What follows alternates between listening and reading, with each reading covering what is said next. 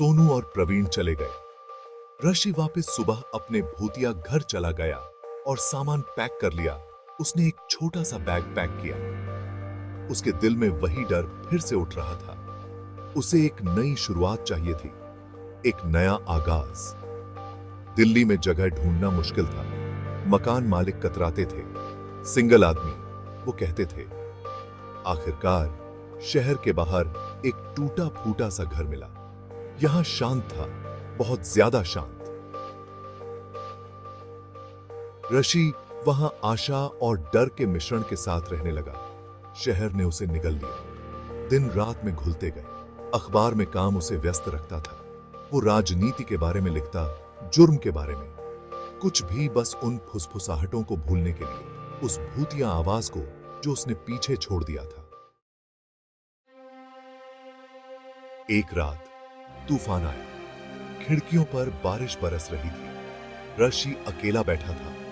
उसकी गोद में एक किताब खुली हुई थी।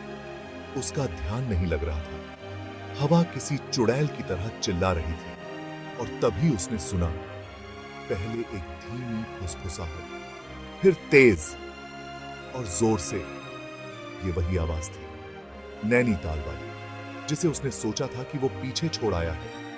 दहशत ने उसे जकड़ लिया। उसका दिल तेजी से धड़कने लगा। कमरा और ठंडा हो गया।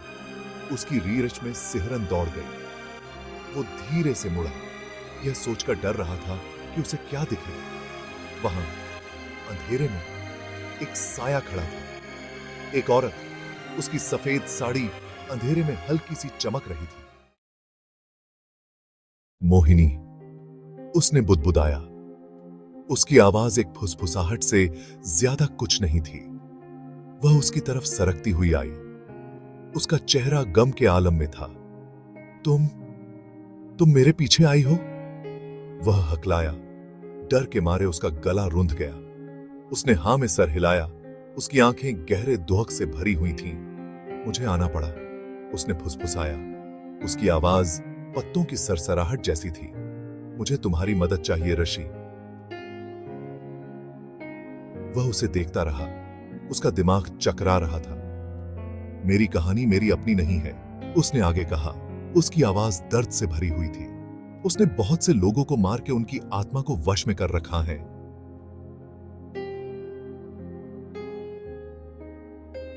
मुझे भी उसने उस घर में कैद कर रखा है। उस दिन तुम्हें और तुम्हारे दोस्तों को उसने ही मारने की कोशिश की थी।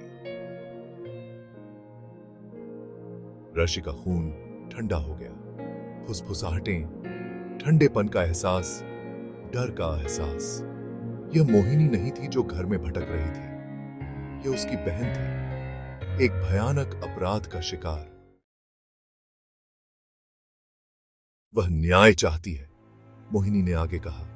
उसकी आवाज कांप रही थी, लेकिन उसका गुस्सा, उसका क्रोध, यह उसे खाए जा रहा है। वह हर उस इंसान को परेशान करती है जो वहां रहने की हिम्मत करता है। ऋषि सुनता रहा। उसका डर अब दया के एक अजीब से एहसास में बदल रहा था। वह समझ नहीं पा रही है। मोहिनी ने फुसफुसाया। उसे शांति नहीं मिल रही है। वह फंस गई है इस दुनिया और उस दुनिया के बीच। ऋषि को उस पीड़ित आत्मा के लिए सहानुभूति का एहसास हुआ और मोहिनी के लिए, जो हमेशा के लिए अपनी बहन के दर्द से बंधी हुई है। मैंने उन्हें चेतावनी देने की कोशिश की थी, मोहिनी ने कहा। उसकी आवाज पछतावे से भरी हुई थी। बाकियों को, जो तुमसे पहले उस घर में रहते थे, लेकिन उसने मुझे ऐसा करने नहीं दिया। ऋषि समझ गया। पिछले किराएदार डर के मारे भाग गए थे, ठीक वैसे ही जैसे वह लगभग भाग गया था। लेकिन मेरे पीछे क्यों आई? ऋषि ने पूछा। यह सवाल उसके दिमाग में घूम रहा था। मोहिनी उसकी तरफ मुड़ी। उसकी आंखें विनती कर रही थीं। तुमने उसे सुना है ऋषि, तुमने उसका दर्द महसूस किया है। सिर्फ तुम ही हो जो उसे शांति दिलाने में मदद कर सकते हो। ऋषि उसे घूर रहा था। उसका दिमाग तेजी से दौड़ रहा था।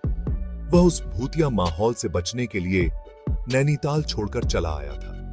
अब यह उसके पीछे दिल्ली तक आ गया था और मोहिनी, जिसे उसने सोचा था कि एक भूत है, उससे मदद मांग रही थी।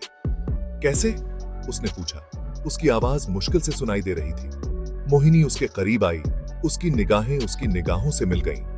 तुम्हें उसके कातिल को ढूंढना होगा, उसने फुसफुसाया। तभी वह आजाद हो पाएगी। कहानी को आगे सुनने के लिए लाइक एंड सब्सक्राइब करें।